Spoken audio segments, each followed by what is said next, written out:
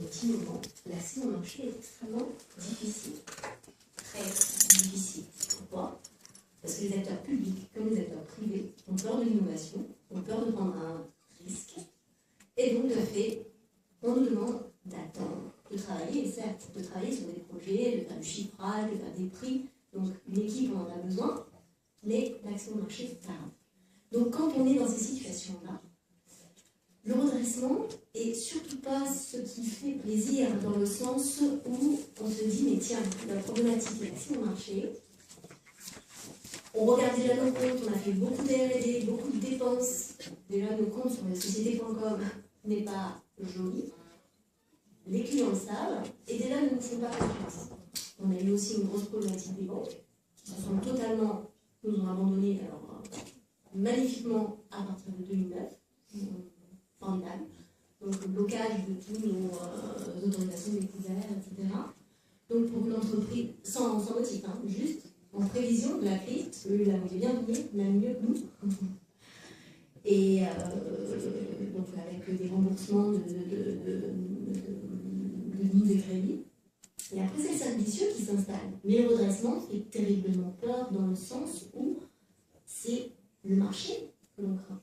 On se dit, on ne va jamais pouvoir attirer nos clients. On a une innovation extrêmement sensible, entre guillemets, et si en plus on est financièrement en difficulté, jamais nous viendrons. Voilà pourquoi parfois, même si on a des conseils, même si on sait qu'on pourrait le faire, en général, quand on est confronté à on doit le faire, c'est pas mal. C'est pour Trésor, c'est 0 pointé. Dans ces cas-là, difficile de passer en redressement. Il faut avoir 2 mois en trésorerie pour pouvoir assumer le redressement.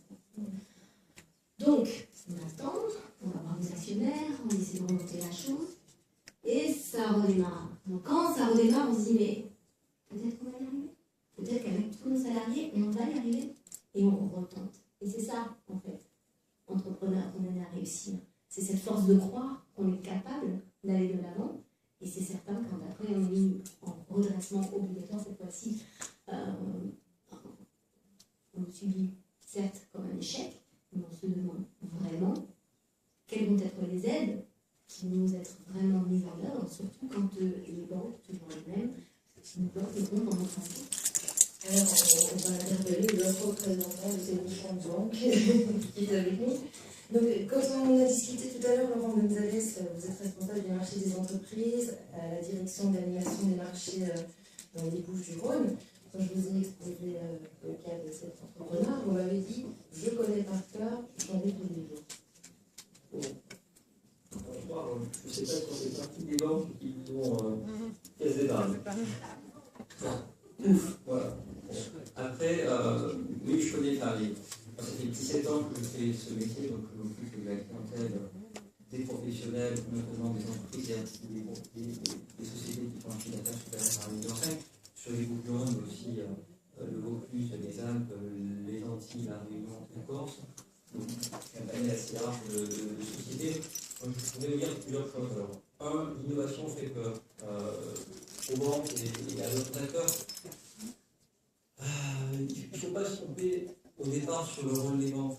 On a deux casquettes. D'un côté, on prend l'argent des épargnants et les épargnants, ils trouvent normal qu'on leur rende leur argent quand ils viennent le chercher. Et face à ça, nous, notre rôle, c'est d'un côté collecter et de l'autre côté traiter l'argent. Mais quand on le prête, il faut aussi qu'on le prête à des gens qui nous permettent de rembourser ce crédit pour que nous, on puisse rembourser les épargnants. C'est notre rôle et voilà, donc on est entre les deux. Donc, comme un chef d'entreprise, ce modèle, c'est vous aidez développer et nous, on accompagne les projets. Et on n'aime pas voir les sociétés mourir. D'abord, c'est des clients qui peuvent ne pas nous rembourser, mais c'est aussi notre fonds de commerce. Donc, on est associé aux acteurs économiques du territoire, donc on ne peut pas s'en passer. Après, l'innovation, j'essaie de faire en sorte qu'on soit le plus présent possible, mais il ne faut pas se tromper sur notre rôle, on ne peut pas y être trop en amont, puisqu'il y a la phase de recherche, de développement, où par nature, vous n'avez pas encore le produit et vous n'avez pas encore les clients, puisque vous n'avez pas encore le produit. Donc pour ça, on a créé des véhicules, des fonds d'investissement qui sont là pour être à cette phase-là. Après, une fois que vous avez le produit, que vous avez les clients, si on a de la visibilité, si on a commencé à construire une histoire ensemble et qu'on se connaît, on peut essayer de vous accompagner. Après, oui. Micro, si, si. Je me permets de pointer ce détail. En effet, sur les aspects de R&D, comme je vous l'ai expliqué, c'est pas le concours bancaire, comme nous cherchons bien, nous courons bien cela. On a été aidés donc par l'ONVAR à l'époque, aujourd'hui, qui passait par l'OSEO, puis par la BPI, exactement le même organisme, nous sommes bien d'accord. Mais donc qui nous ont aidés sur ces phases-là. Il y a eu le conseil régional, il y a eu l'État qui nous a aidés.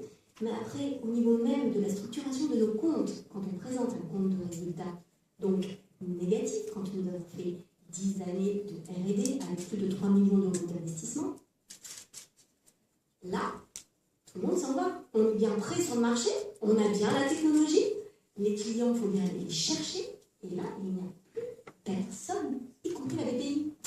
Puisque, bien entendu, nous ne sommes plus dans la petite case à cocher, résultat positif. Donc il n'y a plus personne. Nous sommes seuls.